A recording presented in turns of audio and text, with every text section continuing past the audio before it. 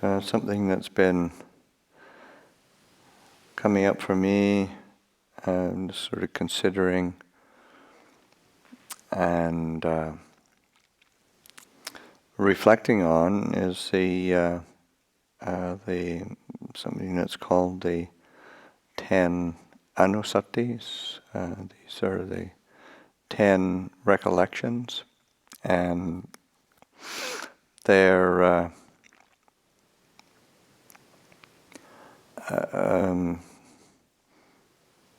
quality subjects for turning the mind towards, to be remembering, recollecting,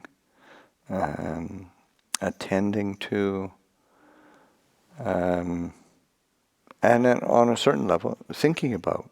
In that, as we practice and live our life of practice, there's and certainly during, say, a time as stressful as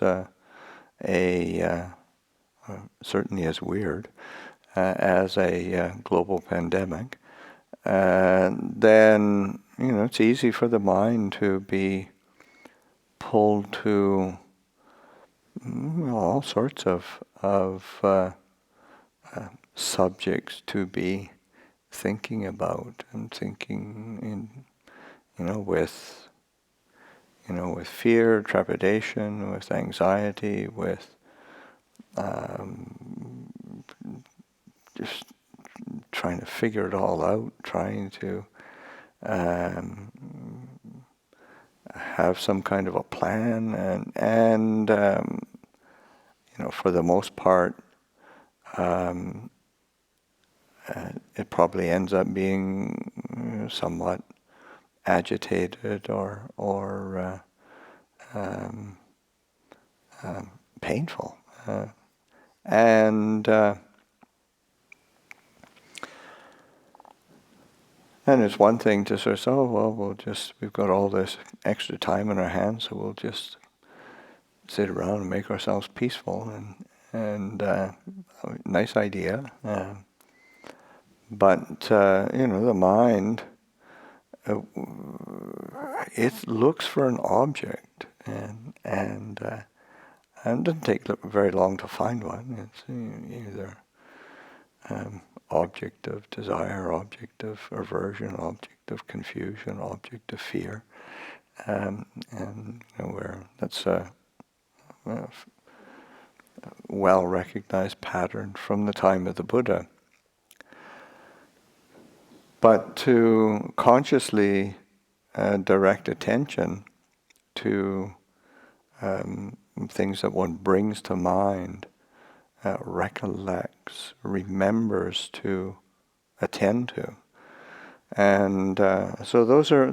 It's a really skillful and I think necessary way to learn how to direct attention, direct our capacity for bringing to mind and recollecting.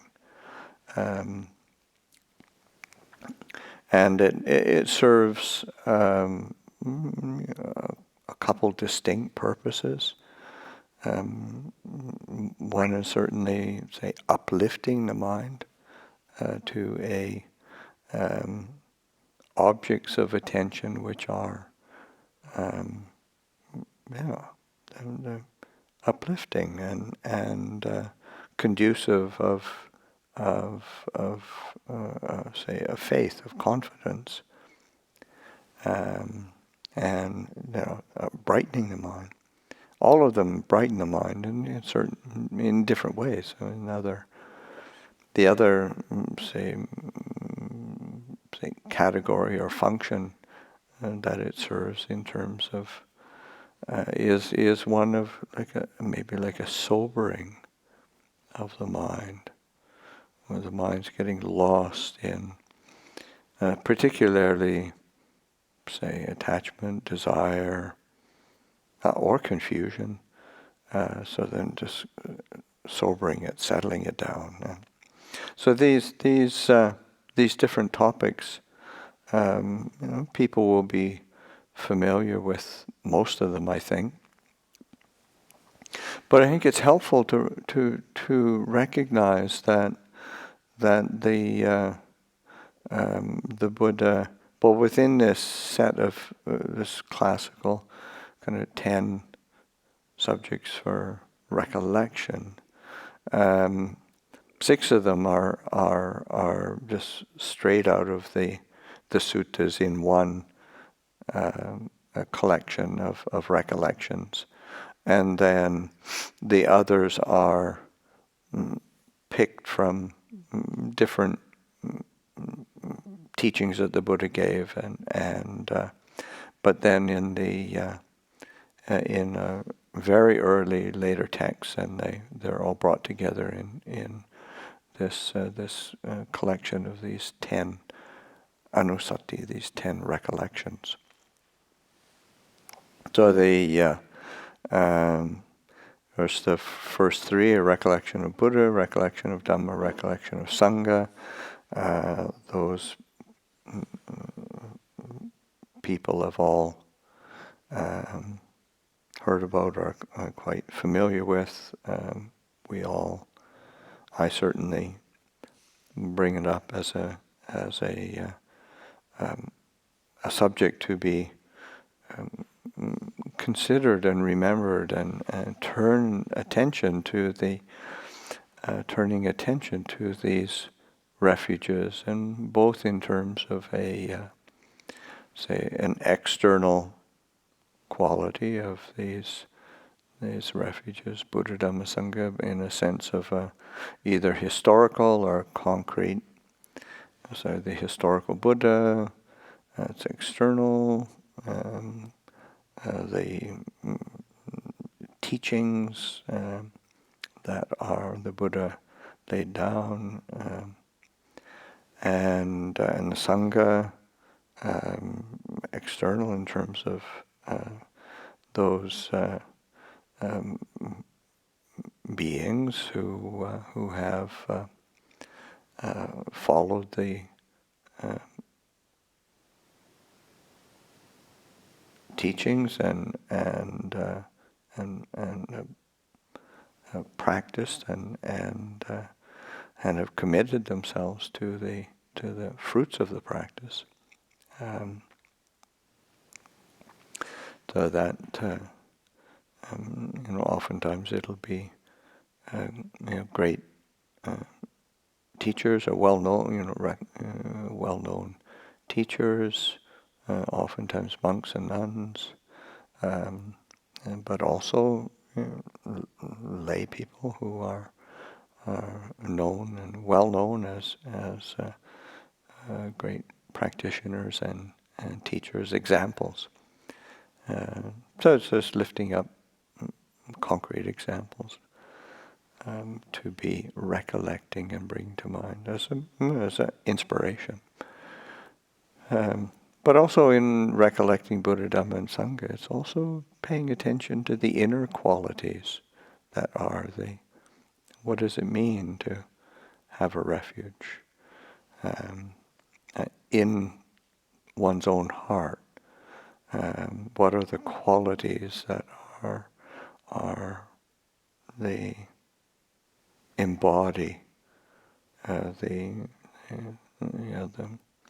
the Buddha, and it's always that inner quality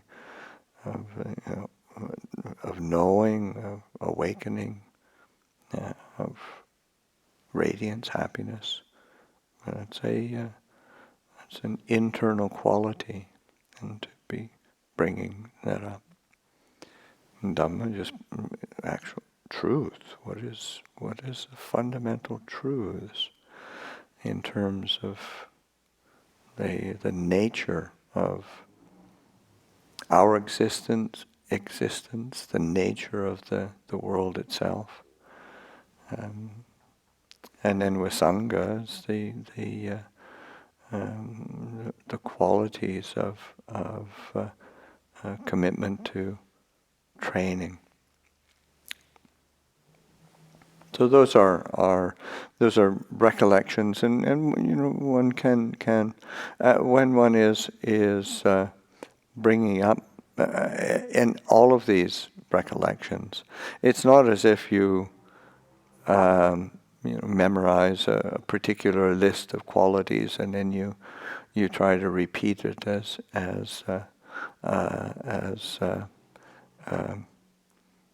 say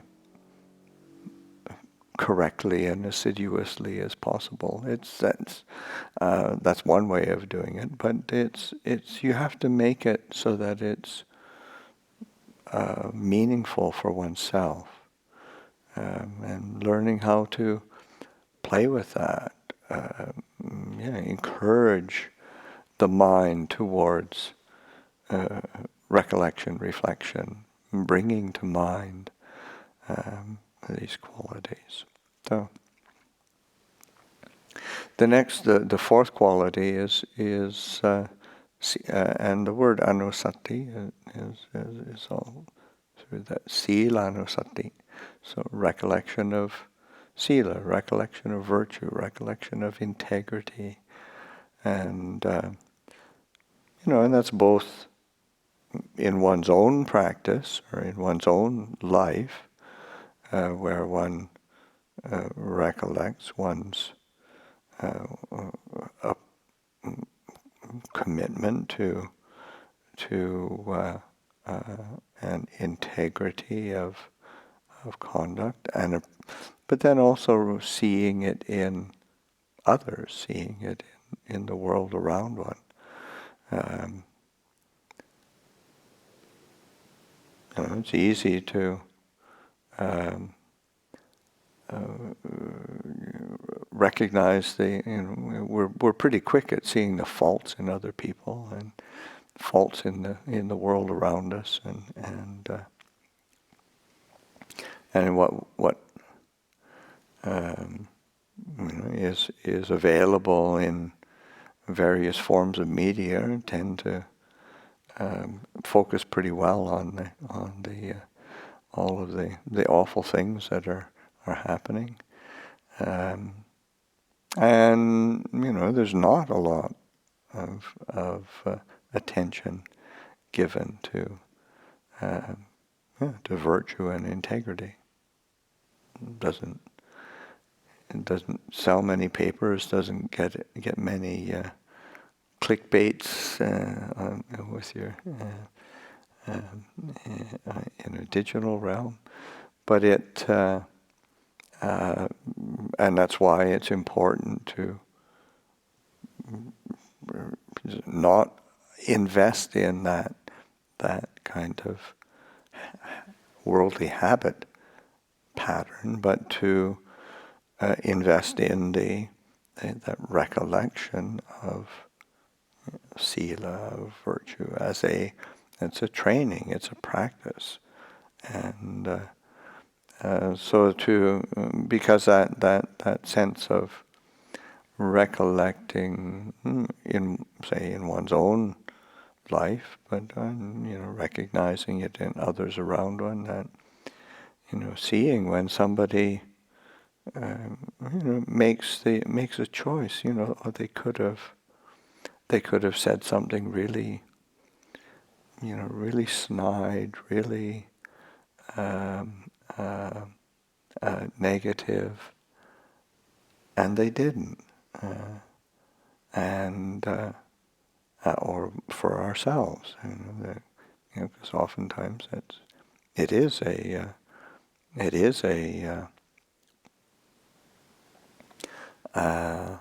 an impulse of that's pretty deeply rooted, and so often that's what speech, conversation oftentimes there's a certain competition of how cleverly one can tear down other people or criticize them. I mean, it's really it's not very beautiful, But it's something that goes on all the time, and to be to direct one's attention to that Sīla Anusati. I think when I went to train as a monk, ordained, and lived in Thailand, lived in the monastery for many years. By the time I came back to North America for my first visit, about 17 years had passed. So I had been out of the loop in the so-called world, and hadn't had contact with family and friends and general society. And after my trip, I was about altogether it was a long trip, 6 weeks or something, because it'd been so long. I wanted to visit 6 weeks, maybe even 2 months. I wanted to visit friends and relatives. I have a lot of relatives and friends who I wanted to and they wanted to meet me. So, but anyway, so I did have some contact, and when I got back to Thailand, and got back to the monastery, reflecting back on the trip, and people ask, what had changed or what had stood out for you, and one of the things that really stood out was just how atrocious people's speech was. It was kind of shocking and unsettling,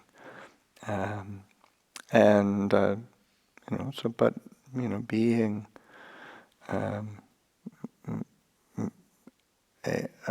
a practitioner and being having a commitment to practicing, living the Dhamma, one of the things that's so important is to pay attention to speech, and of course that Anusati, the recollection. I mean, when the Buddha speaks of speech, what is speech? His fundamental root of speech is vitaka vichara, the initial and sustained thought. So that what are the initial thoughts? What's the sustained thoughts within the mind? That is speech. So that learning how, rather than just trying to stop the mind from thinking, stop the mind from having any kind of thought processes and thinking that's what's going to make me peaceful, learning how to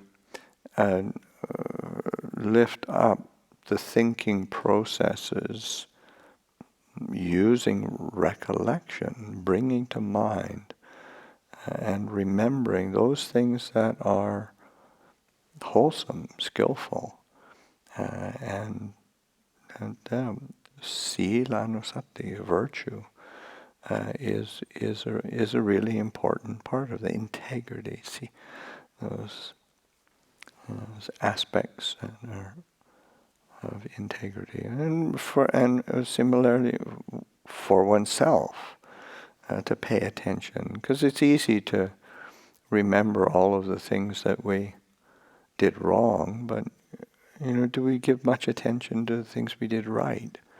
And it's really important to give oneself that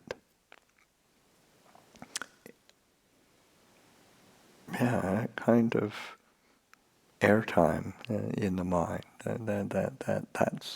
Those are the things that one verbalizes and directs attention to, thoughts of virtue, of integrity, wholesomeness of action and speech. And similar, and of course, the next one is very, very similar. And Cāga Anusati is the recollection of generosity. And Cāga is both a giving as well as a giving up, where one is willing to give up something for the benefit of others. So there's a generosity of spirit that's there. And of course, it's not just on a material level. And there is a giving up of time, giving oneself to it's like it's an extremely generous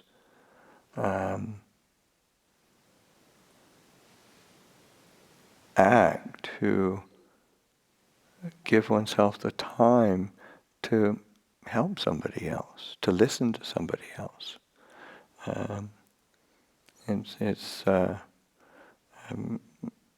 Sometimes people think that you're sort of like practicing Buddhism, you've just got to go off in solitude. I mean, because you see in the scriptures, it does actually say that this goes off in solitude. The monastic goes off in solitude, no long time there, liberated, but it's one part of it. It's a counterpoint to the both in ancient times and even today. Then, like in Indian culture, you live in close quarters with everybody, and spend a lot, and family is very, very strong. Family, community, very, very strong, and that's a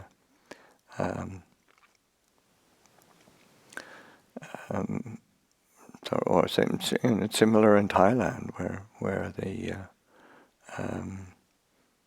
there's a sort of kind of the mystique of the Tudong monk going off on living in solitude, traveling, and being going from place to place, and it's actually quite rare. Ajahn Mun was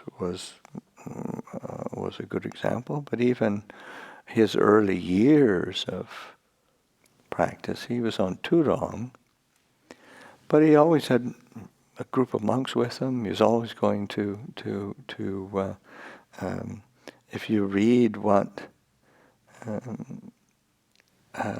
they were doing, they spent a lot of time going to wandering, and then teaching the villagers how to be how to hold the refuges, how to not get caught in superstition, how to not be doing unskillful things that or believing in ghosts and spirits and whatnot. That was a lot of their time, and so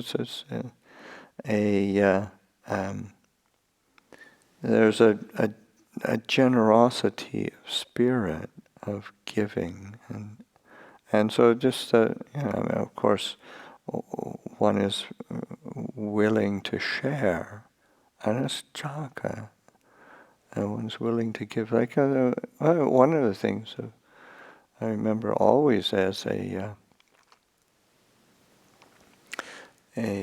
image as a young monk and living in Thailand, and then going to the there's maybe a death or a house blessing, and you go into the village and you do chanting in the villager's home, and oftentimes they always bring as a treat, they'll bring a soft drink, Pepsi or Fanta or something, and you drink a bit of it, and then after you give it to the kids who are there, and the kids always shared. It wasn't sort of like he gave it to me, it's mine. It's just the impulse is always to share. So that Cāga, generosity, willingness to share, willingness to give, willingness to include. So that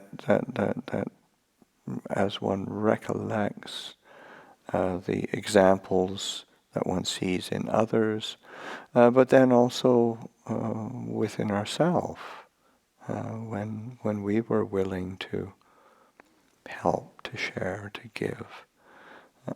And, for monastics, we don't have a whole lot of material things, but being willing to recognize when others have a need, and to be willing to give, to share, as living in the world. There's just recognizing that we can always live more simply. We can always give something to someone else, and it's very satisfying. It uplifts the mind, but it also connects us. So much of isolation ensues from that kind of fear of sharing, of giving, of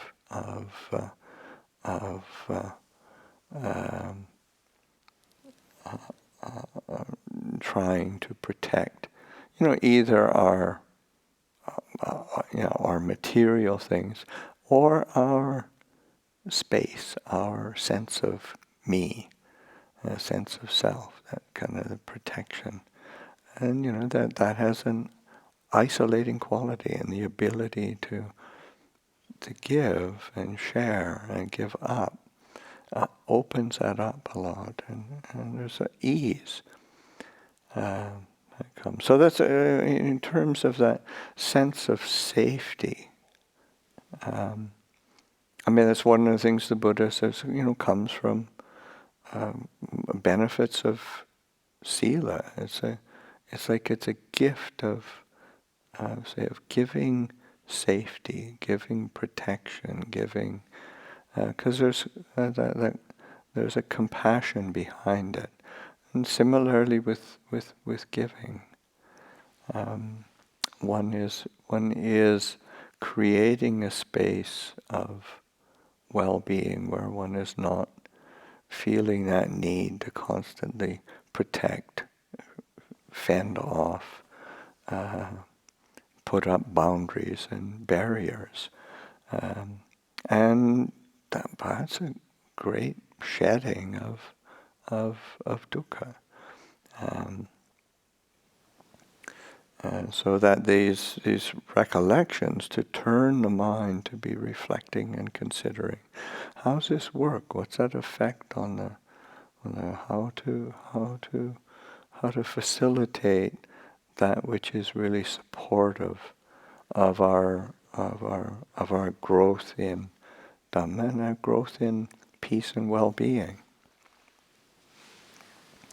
So it's that Cāga Anusati.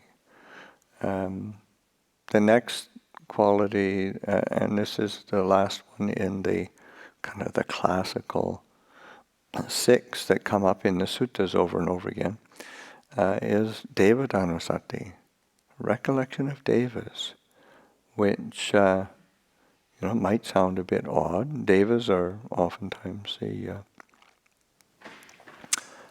celestial beings. A rough equivalent would be like angels, guardian spirits, and especially in a modern era, it's easy to dismiss it. That can't be, or we just gloss over it. David Anusati, well, what's the next one? But it comes up often enough, quite a lot, and is in so that it's recollecting. Okay, what's the purpose of that? What's the good? What's the Buddha? What's the Buddha thinking when he says that? And when he does explain why, it's sort of one is just this recollection that certainly in a Buddhist cosmological sense, the Buddha points to different realms of existence, and human realms, lower realms, higher realms, and devas are a part of these higher realms, and but that whatever beings who are in more refined and higher realms of existence, they are there because of their actions, the kamma. And the reflection is, if that's the case, then for myself, I want to put in the causes for well-being and more the refined aspect of one's own existence. Because also another aspect in terms of a bit more of a literal sense of deva. And devas also, there's these are called sort of like shining beings. And even if one thinks in terms of just present existence and human realm, what we can see, and there's many examples of beings who are really shining. These are bright beings. They have, either radiate a happiness or a virtue or a fundamental goodness that those are really worthy of emulation. Are really worthy of we don't, because it's easy to think, where this is, and we create an identity around ourselves, and we usually, when we get stuck in a particular identification, it's usually more around of some of our less admirable and noble qualities, and it's easy to get stuck. But we realize, well, that's not fixed, because it's dependent on what we pay attention to, what we think about, what the actions that we do. And we can attend to that which is bright, and so that Devatā Anusati.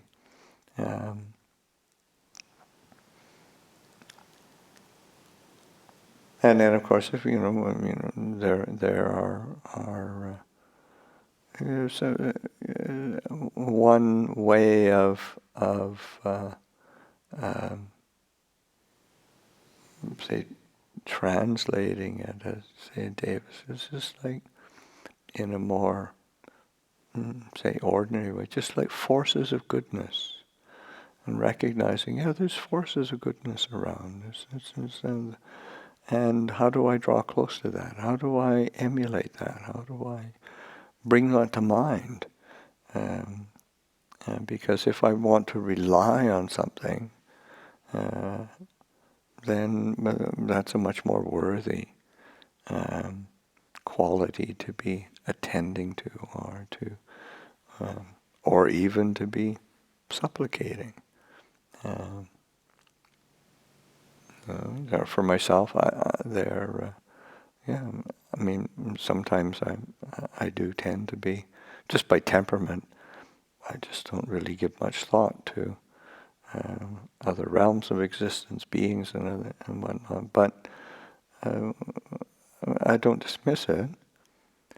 And then oftentimes when I'm doing dedications of merit, of blessings, and which I do every morning as a part of a puja before coming for puja, then I might always do a dedication for the protective deities, and there's a feeling there's a feeling that we live in a place that there's lots of forces of goodness that are come together here. There's lots of beings who are benevolent, and to just acknowledging that and dedicating any blessings. It's and even if there is nothing, just that kind of intention is really it brightens the mind. It's a lot more wholesome than some kind of selfish, curmudgeonly, bah humbug kind of mental state.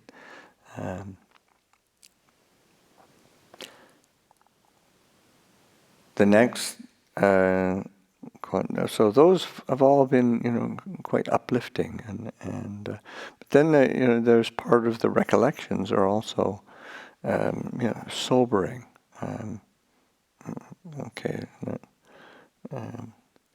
We've been getting ourselves inspired and fired up with Buddha, Dhamma, Sangha, virtue, generosity, devas. Okay, we're all going to die. And it's really important. Marana, this recollection of death. That bringing to mind the reality of the finiteness of our existence. We are, say, the one in a impermanent, uncertain, unsure realm of existence. The one thing that you can count on is death. I mean, that's one's going to die, and that is what you don't know is when or how. But this is a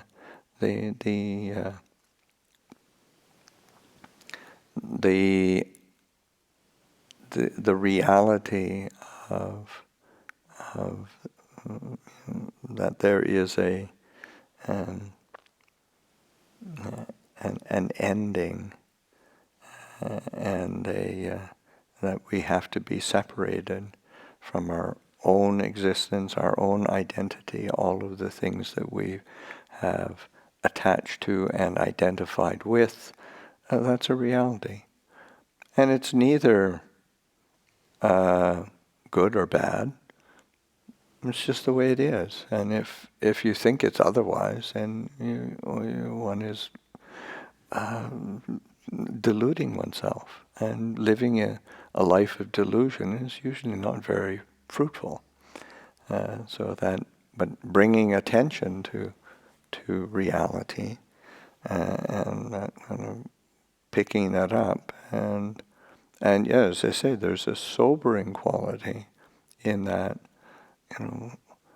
It casts a different light on some of the things that our attention gets attracted to. Whether it's distractions or fascinations with whatever some exciting, sensually enticing thing it is, or some whatever distraction is flitting through the mind, crying out for attention. There is this reality of death, Marana, recollecting, remembering. I am of the nature to die. I have not gone beyond dying. And is this worth the time and energy to invest in? What would be a better use of my time, my attention, my effort? And so it helps to line things up in a certain sobering way, and that's very helpful. If we keep just following the kind of shiny bits of that attract our attention, we will, as we get older and reflect back, so why the heck did I waste so much time with that? So it's a helpful reflection. So Maranasati, and it's just a recollection of a fundamental truth. Next one is Kāyagatā sati, recollection of the body, and that's that is a again it's has a sobering quality to it, but it's more like it's not so, and death as well. It's not as if it's sobering in a it's maybe like just putting a bigger boundary on things, so that when seeing it, holding it in a more skillful light than our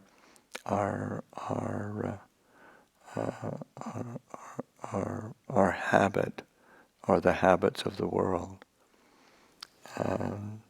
So there's with the body, then it's contemplating. And there's many different Kāyagatā sati, and different aspects of the body being contemplated, just like to contemplate the postures.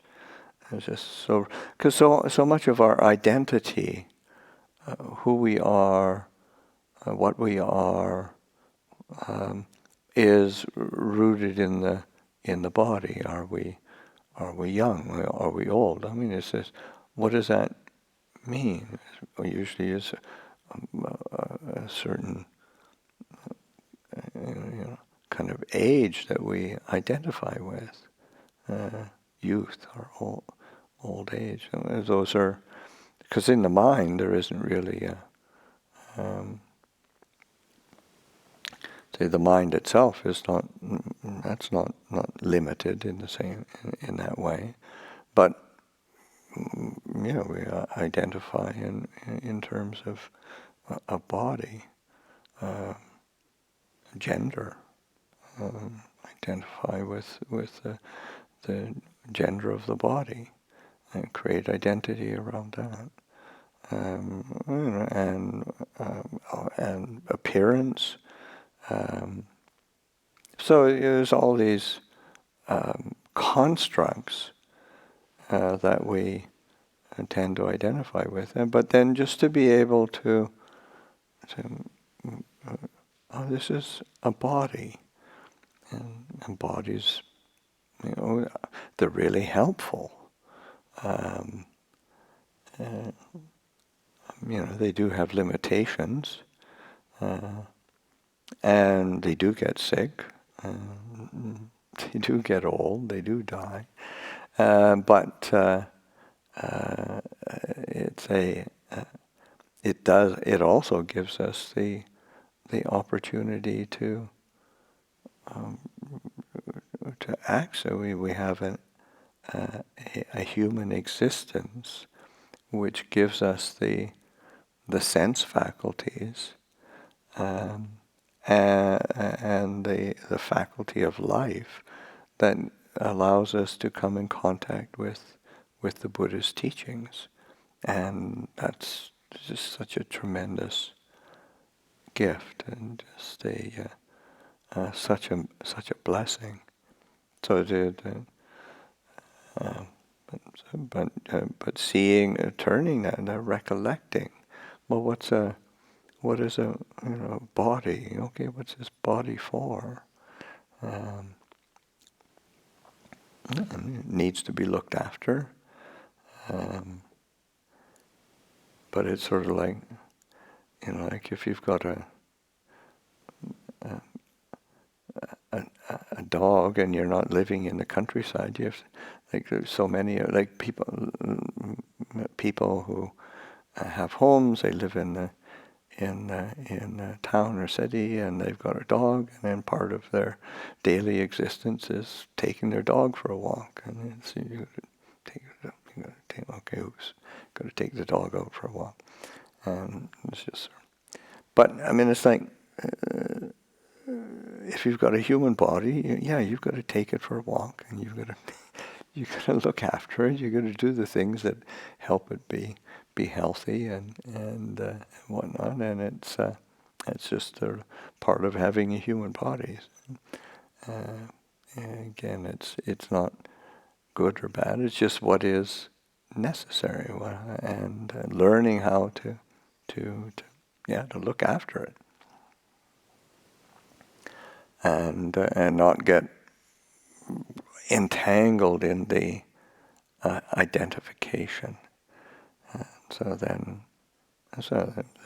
mindfulness of the body, mind just in terms of postures. Okay, this is walking, this is sitting, this is standing, this is lying down, or cultivation of mindfulness and clear comprehension in all the different things that a body does in the day, moving, reaching, lifting. Engaging in whatever needs to be done with through the body, washing it, cleaning it, dealing with the calls of nature, urinating, defecating. These are all what bodies do. And pay attention. It's this mindfulness of the body.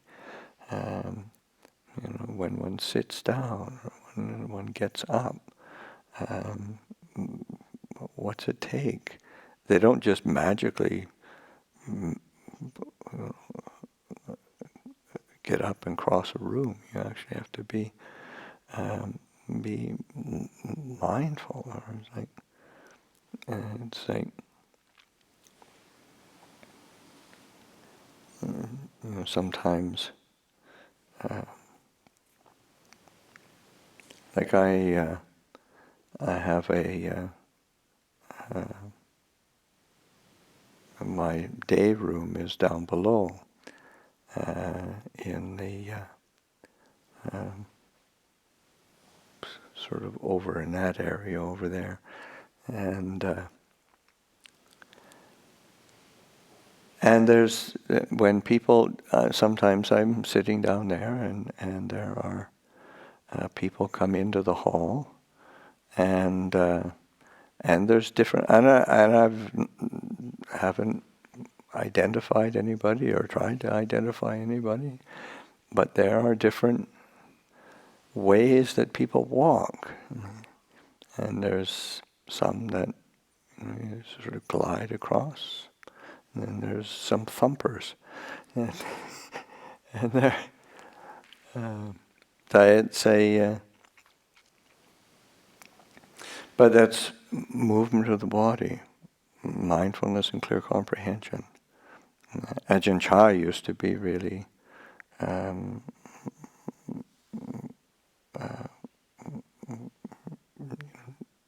attentive to the way he moved and how he. But then for others, it's just not trying to be as say gentle, quiet, composed as possible. And it's a part of mindfulness of the body, so that there's a continuity of awareness that is developed. So the body is this great base for developing a continuity of awareness, and clarity of mind, attentiveness, and of course, paying attention to the body helps us to get out of our obsession with our thoughts, emotions, and me, the whole sort of me agenda. And of course, the body is always in the present moment, which is great. It brings you back to the present moment immediately. And then contemplates 32 parts of the body, different body parts, elements, corpse contemplations. Those are all ways of directing attention to the body, nature of the body, and it's a skillful object of attention to be considering or reflecting on, and it's not just, say, sobering in a. It can be really brightening to be giving attention to something that is not just either frivolous or negative or distracted. It's very settling. Contemplation of the body, recollection of the body.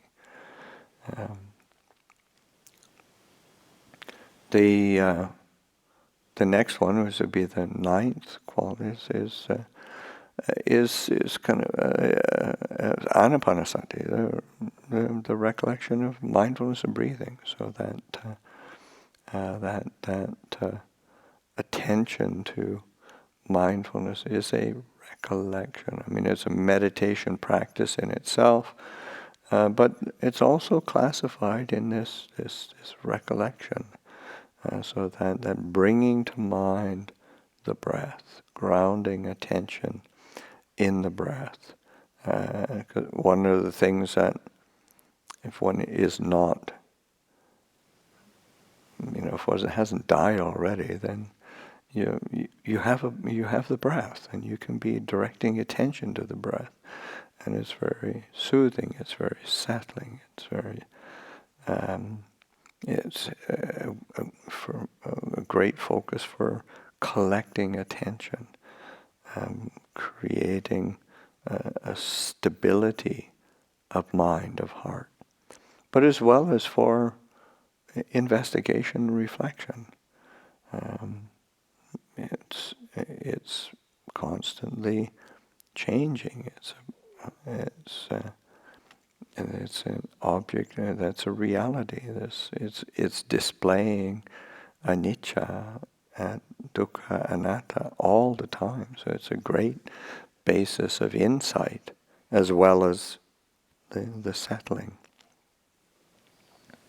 The last quality as a recollection is Upasamā Anusati, and it's a recollection of peace, and that's a to me that's a really important. It's important to recollect the goal. Because if we're always bound up with the it's like trying to get our meditation right, trying to get our minds to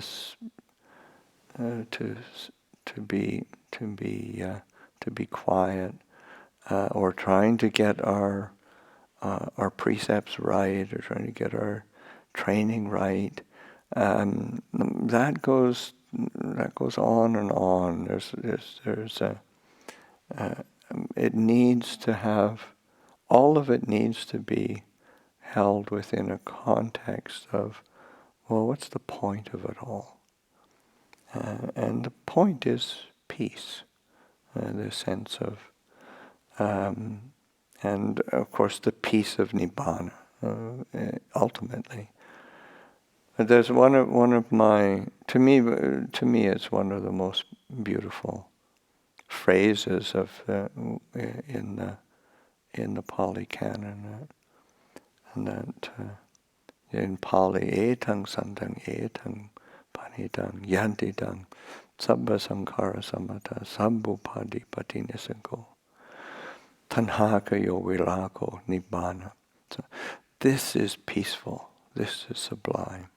That is the stilling of all activities, the relinquishment of all acquisitions, the destruction of craving, dispassion, nibbana. And this phrase, one can just get allowing that to resonate. This is peaceful, this is sublime. And sense of also that because sometimes we relate to goals as something that we are striving for, and of course this doesn't come about just because it's we wish it or will it into existence, but it's more the goal is one of peace. There needs to be some finesse with it. One can't just be forcing or pushing or pushing away and annihilating, getting rid of. There's a certain harshness that is there, but the language is that Sambha Sankhara Samatha. So there's a sense of the activities, the formations, the constructions, all those conditioned things that we identify with, that we rely on, or that one, whatever. Though they're bringing this to a place of stillness. The stilling, the settling, the calming of that kind of, because sankhara is both formations, but it's also the act of forming, that engaging in body, speech, and mind. So that settling, calming, allowing it to settle. Allowing these formations to be still. Sambubandhi patinisanko said the relinquishment of upadi. Upadi is it's translated as acquisitions, and it's the basically what it is what we acquire are the identification of what we of self, of me, of mine, and what we identify with, what we acquire as an identity, is form, feeling, perception, mental formations, consciousness. That's where that's what we keep identifying, what we keep reaching out and trying to make ours, mine. This is me. We go out to it, and so that relinquishing, and Ajahn Buddhadasa expresses it really well in the sense of that relinquishing is not, we're just giving back what never belonged to us in the first place. Body, feeling, memories, perceptions, thoughts, emotion, consciousness itself, it never belonged to us. It never can belong to us. These are aspects of nature, and we allow it to return to nature. We can, we relinquish, we can release what we've identified with. We can give back. We can let go of that. And there's, of course, there's an incredible peace in that letting go, in that release. And so that recollection of peace. Tanhakayo, the destruction of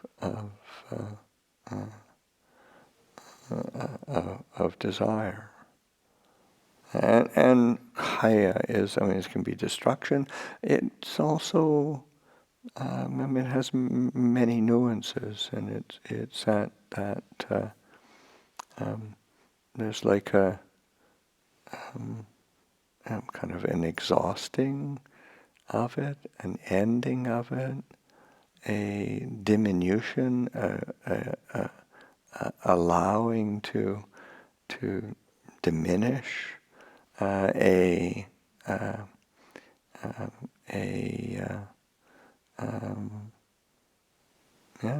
just a turning to the ending of things, and by doing that, and just one's not replicating these kind of desire processes that is bound up again, desire, attachment, craving, and it's another word for tanha is thirst. I think like a primary kind of meaning is thirst, and so that sort of slaking of that thirst, that feeling of being replete, not needing. So that's incredibly peaceful. And viraka is dispassion, so not stirred up, but also that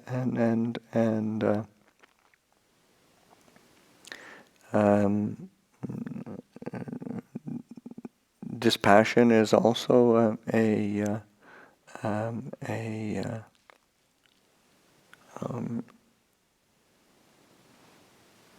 like a giving away, or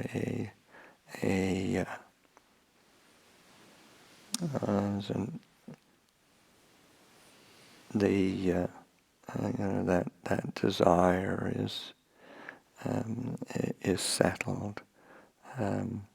That sense of there's a cooling, and of course that's another, like nibbana is a literal translation, also cooling, and that was Ajahn Jeff's favorite translation of unbinding, and that untangling.